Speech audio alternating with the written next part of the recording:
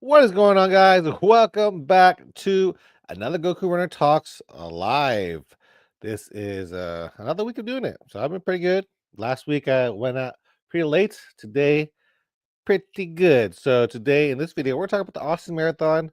Not that I did it. If y'all know, I'm not running, still injured. We'll talk about that too. And we'll talk about, speaking of that, we'll talk about one step forward, two steps back. Let's go.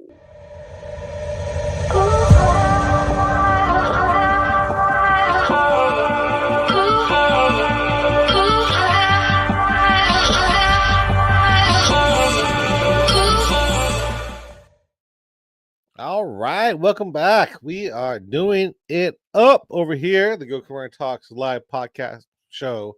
Goku Runner Talks live is on. Let's go. So, yeah, the question of the day. Let's get to that, and it has to do with the Austin Marathon because I was out there.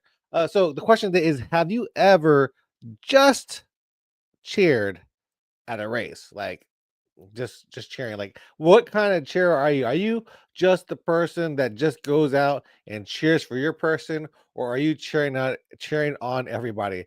I was over at the Austin Marathon. We'll talk about that, and I'll tell you what kind of cheer I am.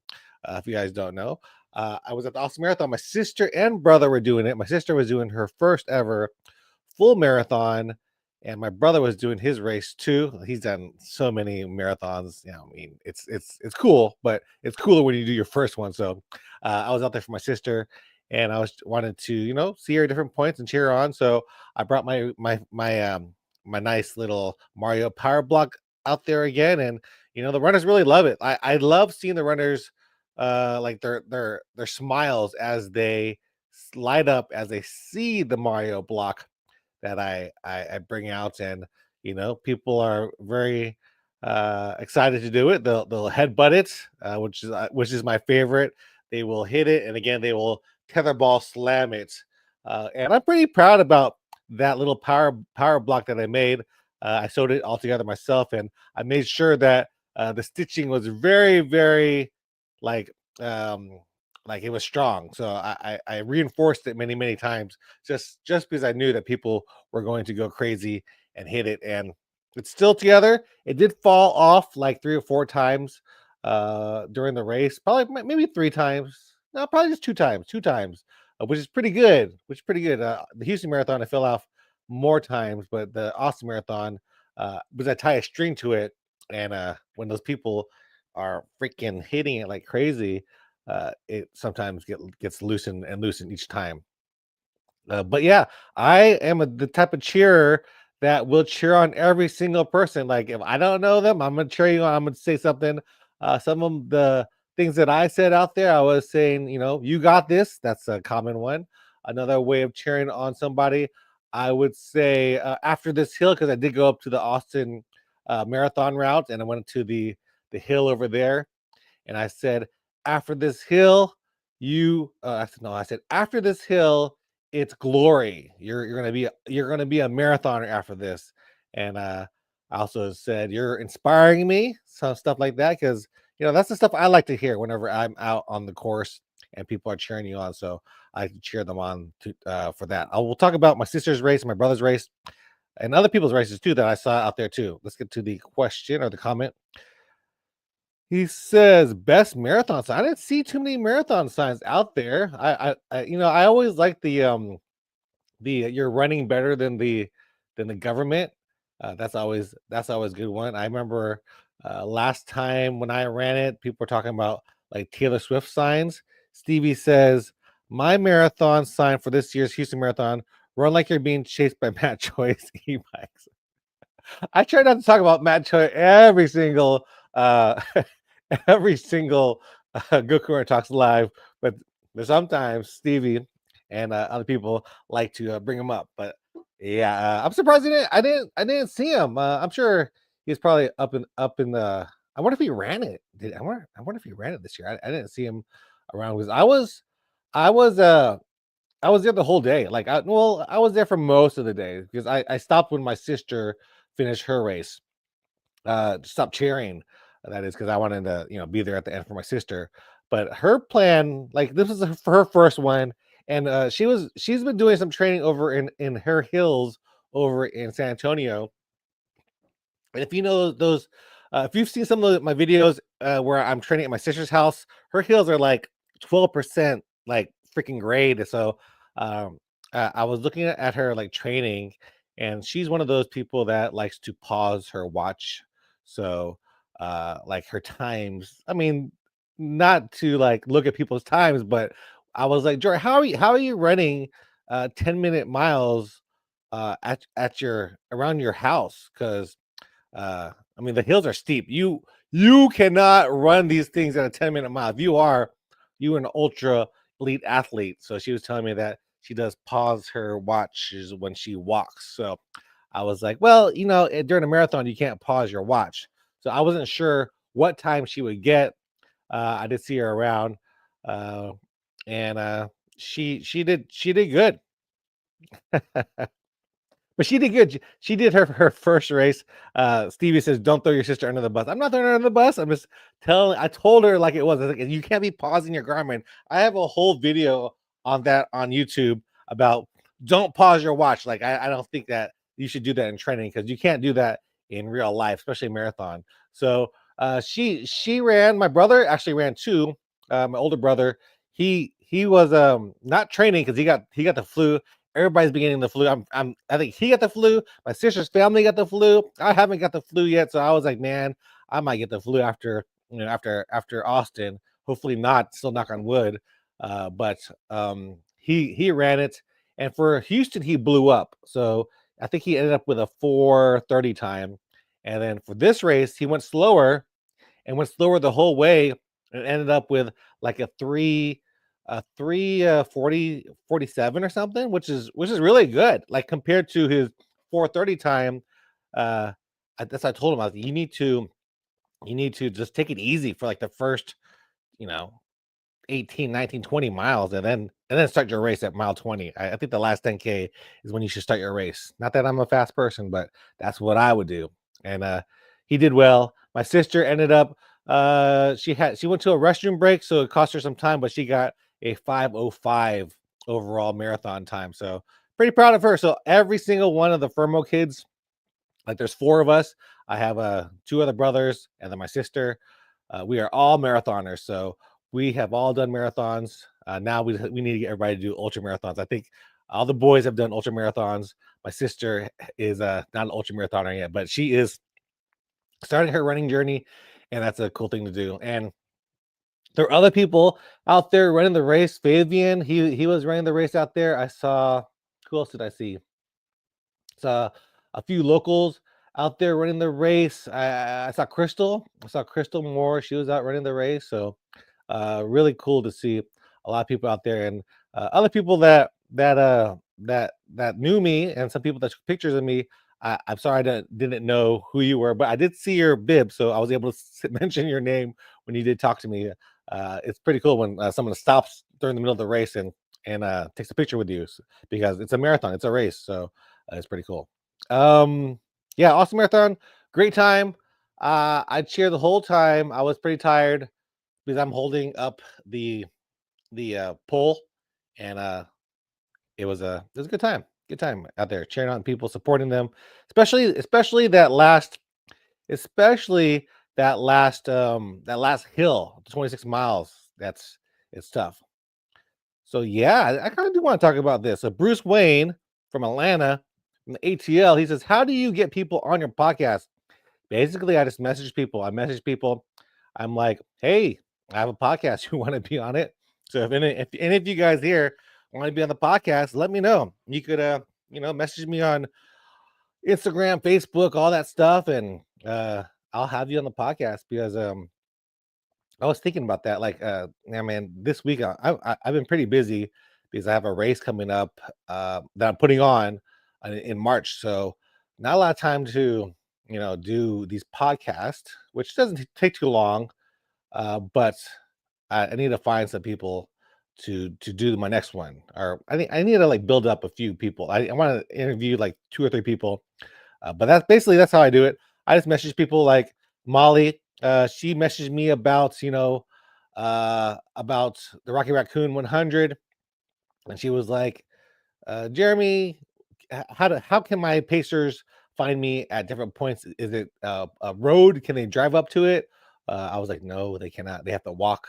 They have to hike, or they can meet you at one aid station. But that's about it. If they want to drive, but that's about it. So I asked her to be on the podcast. She was really fun too. Molly, she's also a YouTuber, also on Instagram. She's huge on Instagram. I think she has like 50 or 60,000 followers over there.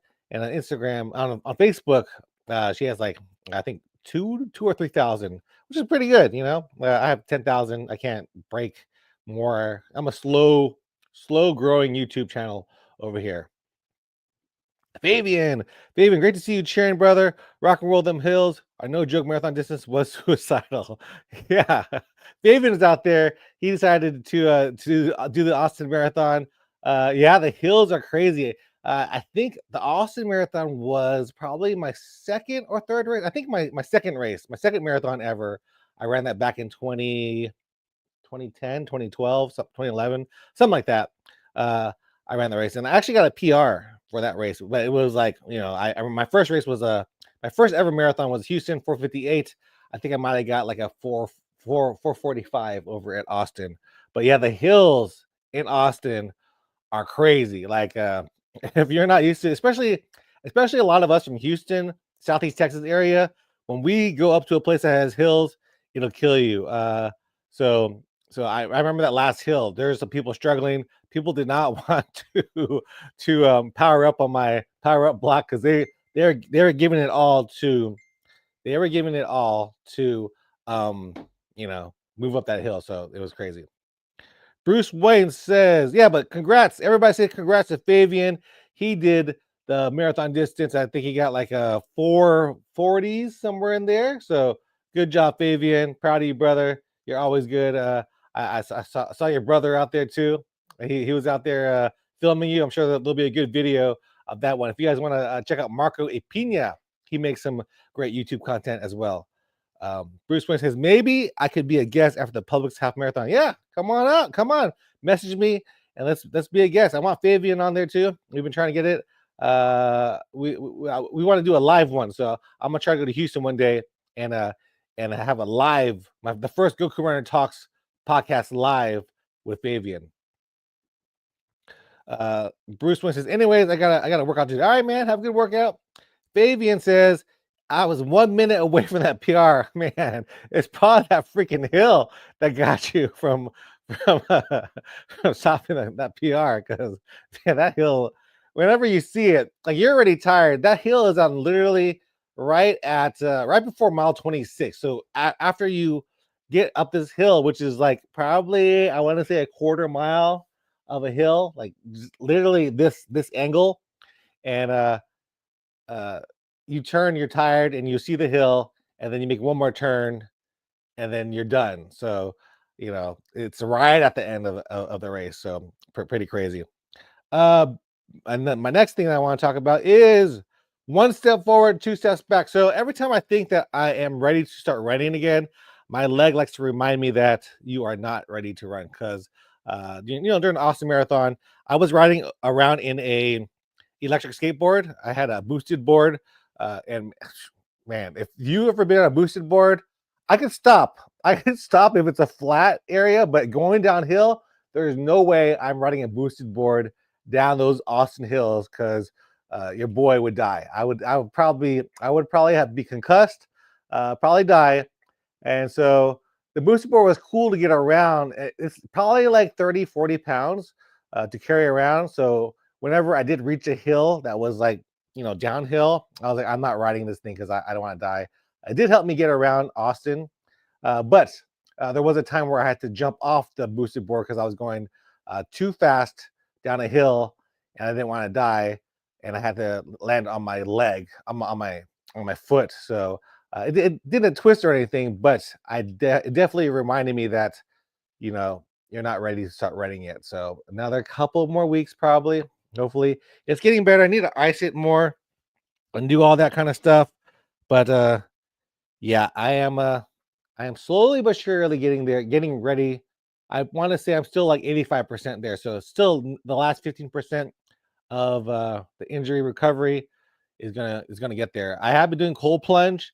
I actually cleaned my cold plunge out earlier today because the water was needed to be changed because I it's been the same water for almost 2 months. So I was like, it's time to change the water. And I was doing good. I put my cold plunge inside in a little sunroom that in a little sunroom area. So I drained it out and I cleaned the tub, which was clean the tub, do all that kind of stuff. And I was like, let me put a hose in my cold plunge, and I'm gonna fill it up that way. So I put it through the window, put it in the cold plunge, and then I went to go do something. I went to go edit a video, and editing a video takes a long time. And I had my water on full blast in my cold plunge, and the next thing I know, I'm like, what was I doing earlier? I was like, oh crap, I was filling my cold plunge and there was water all over the place, like freaking all over the place. So I was like, man, I just flooded the sunroom. So I had to get out a wet vac and I was doing cleaning up that sunroom. And now there's like a million fans blowing around, so it doesn't get all moldy in there. So be careful with your cold plunges. Watch the stove if you're ever cooking something. Watch your cold plunge if you're filling it with water. Do not leave because you will forget and your cold plunge water will go all over the place. So yeah, but that's part of my recovery and just slowly getting back in there and doing some weights, doing some rowing machine. That's been fun. I'm actually gonna do some rowing after this, but yep, that is going to be it for this Goku Runner Talks live. I hope you guys enjoyed it. Just me talking to y'all about the Goku Runner channel that is kind of coasting right now. It's on strings because your boy can't run yet, and I know and I appreciate all you guys for following me along, even though I can't run and it's been a long time since I've had any running content on here. But I can talk about running. There was a half marathon like recently world record that broke. That was pretty cool. Go check that out. People are getting faster. That dude ran faster than my 10K time, probably faster than my 5K time right now. So kudos to that guy. Hope you guys enjoyed this Goku Runner Talks podcast, Goku Runner Talks live, and I'll see you guys on the next one. Peace.